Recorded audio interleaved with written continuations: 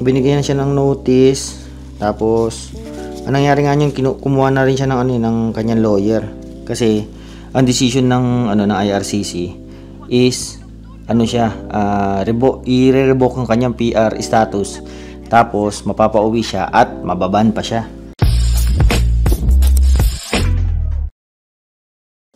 Yun. Ngayon gawa tayong video. Hindi ako pumasok, tinatamad ako. Saka 'di ba, sabi ko sa inyo lagi na itong lugar namin, yung Brandon, actually maraming pwedeng gawing business. Kaya lang problema, wala naman akong alam na ibang, alam mo yun, wala akong talent eh. Kasi hindi ako pwede magluto. Kasi kung pwede ka dito magtayo ng mga Pilipino or Korean food, mga ganyan dito. Wala akong talent sa ganyan. Tapos malaki yung budget, mga ganyan. Basta, kasi itong Brandon, booming siya. Tapos start parang maraming pwede pang opportunity para mag-business. Wala problema, wala akong talent eh. Kaya ngayon nagtatry ako mag-tattoo. Kasi yung asawa ng aking kapatid, si John, tattoo artist dito sa try nyo sa Got Ink. Dito siya pwesto sa Brandon, sa may downtown. Ko sa inyo yung link. Ngayon, sa kanya ako nagpapaturo kasi baka, alam mo yun, baka magustuhan mo, ganyan. Pwede mo naman siyang hobby. Siyempre, hobby mo lang. Hindi mo kailangan pag-usapan kaagad yung kikitain mo, di ba? Parang yun, pagbablog. Hindi ko naman na kikita yan eh. Ngayon, so kumikita na, di ba? Kaya, pwede na siyang side hustle. Ganito rin, itong pagtatato, gusto ko subukan. Pakita ko sa inyo yung mga niya, equipment, yung mga pinahiram niya sa akin para magturo. Tapos kanina, bago sila umalis kasi may session sila, pinakita niya sa akin yung basic kung paano. Tapos binigyan niya ako ng mga tips kung paano gawin yung ganito, ganyan. Akala mo kasi madali, di ba? Pag nagtatato, akala mo nag-drawing lang. Pero iba kasi yung mga galawan. Siyempre, balat yung mo. Pakita ko sa inyo yung mga gamit niya. Mga pala, bago tayo magsimula, shoutout muna tayo sa mga tropa natin na gustong sigawan. Shoutout kay Ray Martinez dito sa Scarborough, Ontario. Mga tao dyan sa Scarborough, Ontario, shoutout sa inyo lahat. Si Erickson Tuazon, shoutout sa iyo, pre. Pa-shoutout din daw kay Mini Creators 3516. Dami niya palang pinapa-shoutout. Shoutout kay Jeffrey Galang, Tropang Pogi Tech sa Comlan, Binondo.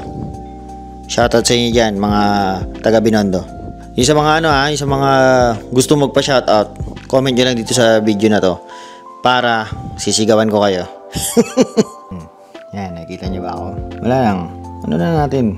Testing lang natin kung alam mo naman magustuhan natin. Pwede siyang parang hobby.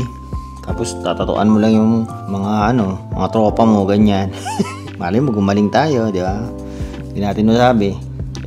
Alam niyo naman 40 na ako eh. Wala lang ibang pwedeng gawin tong kamay na to kundi mga pang-relax lang na gawain. Sabi nga ni Jasmine, yung Himeno, yung namin, side namin, marunong naman talaga mag-drawing. Hindi ko naman deny yun. Pero tingnan natin, baka ma-put into good use yung sinasabi nila na marunong naman kami mag-drawing. Ito yung pinahiram ni John.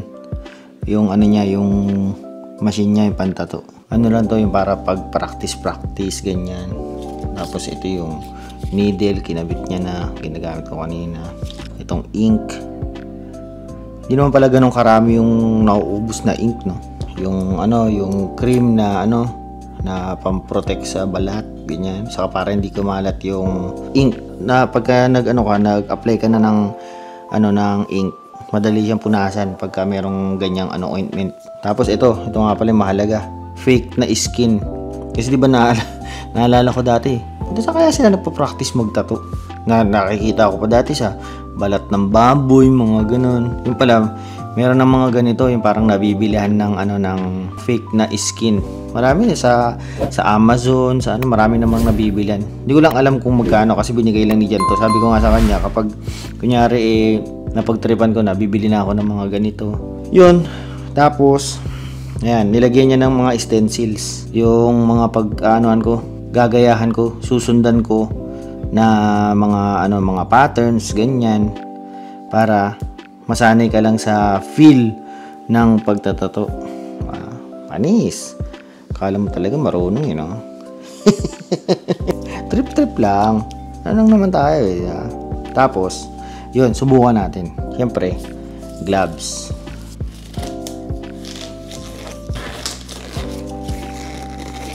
Tapos makikita nyo yung mga may mga voltage pala yan ng ganyan. Akala ko dati i-on mo lang tapos yung mga karayom, iba-iba palang klase, yung pagpabrush, yung sa mga lining.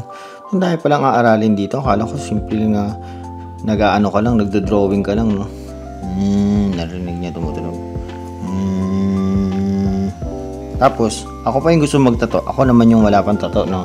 Kaya gusto ko rin magpatato para masubukan lang din. Hindi ko alam huwag niyo ako i-judge. First time ko to. Ngayon na ako nagsimula. Gumalaw yung Pero meron akong gusto kasing ikwento sa inyo. Habang nagpa-practice ako na ito, magkwentuhan na lang tayo, no? Meron ako napanood na isang kababayan. Ilang years na siya dito sa Canada. Nakuha niya na yung kanyang PR. Working na siya dito. Wala nang problema. Tapos meron siyang na-receive na masamang balita na sabi ng IRCC, meron daw siyang misrepresentation ng dokumento. Ang dito, PR na siya. Ano ngayon yung misrepresentation niya? I-declare niya sa kanyang PR application na siya ay single. Yun pala, ang totoo, meron na siyang asawa at anak. Ang dami-dami mong pepekein. Yun pa, halos lahat ng dokumento ng meron yun. Binigyan siya ng notice. Tapos anong nangyari nga niyan, kumuha na rin siya ng kanyang lawyer. Kasi ang decision ng IRCC is i-revoke ang kanyang PR status. Tapos mapapauwi siya at mababan pa siya. Mababan siya ng 5 years sa Canada. Established na siya rito. Parang 3 years na siya dito sa Canada. Sa BC rin to, sa BC, karamihan sa BC yung mga nangyayari ganito.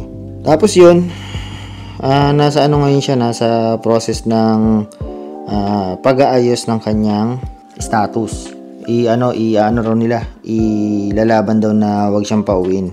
Hindi ko alam kung ano ngayon yung yung kanilang gagawing hakbang para hindi ma-revoke yung kanyang PR at hindi siya mapauwi. Kasi, di ba, alam mo naman ka na dito establish ka na rito Ang trabaho pala niya, nurse. Isipin mo yun, ang tagal mo na dito. Ngayon ka pa nagka-problema ng ganyan. Isipin mo yun, ilang taon nang nakalipas. Nabalikan pa rin siya ng IRCC. Yan yung sinasabi ko lagi sa aking mga subscriber ko, saka sa mga viewers ko, yung mga bago rin, sinasabihan ko. Lagi akong yung sa legit na paraan ng pag-apply. Kasi tignan nyo yan. Ilang taon nang nakalipas, nakita pa rin ni IRCC na pineke mo yung iyong papeles, pineke mo ang iyong status, wala. GG best. Uwian na. Diba? Mahirap. Kung dati pa man, hindi niya ginawa yung yung move na yan, di sana wala siyang problema ngayon. Pinaka take away doon, kahit ano pang gawin mo ngayon na kunyari, gusto mong ilaban yung status mo, ilaban mo yung iyong nag-ano ka na dito sabi mo matagal ka na rito, tumutulong ako sa community, ganyan. The fact of the matter is, dinaya mo pa rin yung sistema. Meaning, nagsinungaling ka sa Canada pa rin.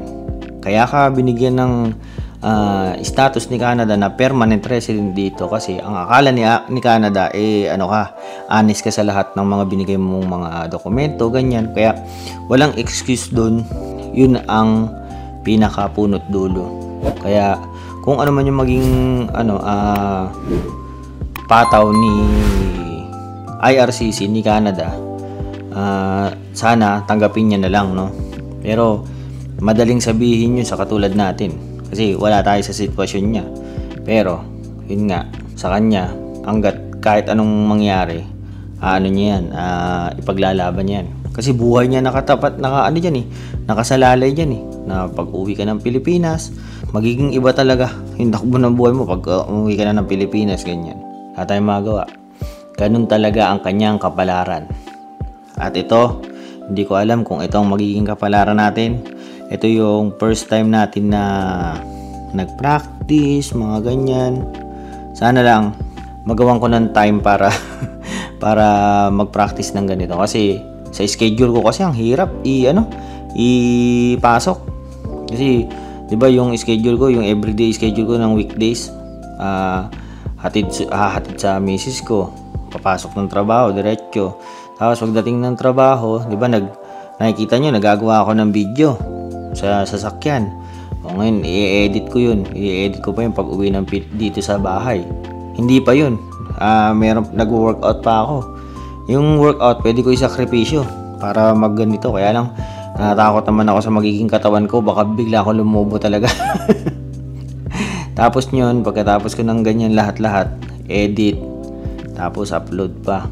Tinanggal ko na nga din yung yung paglalaro kasi hindi na ako nagte-Tekken, hindi na ako nag-Street Fighter. Tapos minsan tinatanggal ko na rin yung inom. Shit, tinanggal yung inom. Hindi naman totally, joke lang. Minsan sinasabay ko sa edit. Tapos yun, di ba? Parang napaka-hectic ng schedule ni Brand Boy. Pero yun lang yung yung binalita ko sa inyo. Laging sinasabi ni Brandon Boy, huwag kayo mandaraya ng inyong mga dokumento, lahat ng mga legal, mga black and white mo, dapat legal yan para sa future, dito na yung pamilya mo or kahit ikaw lang na matagal na rito, wala kang magiging problema, hindi ka kakaba-kaba. Yun ang pinaka maganda, diba? Sige na, at mahaba na naman tong i-edit ko na to video pa tayo, mag-i-edit pa ako. Like, share, subscribe, alam nyo din. Sige na, paalam.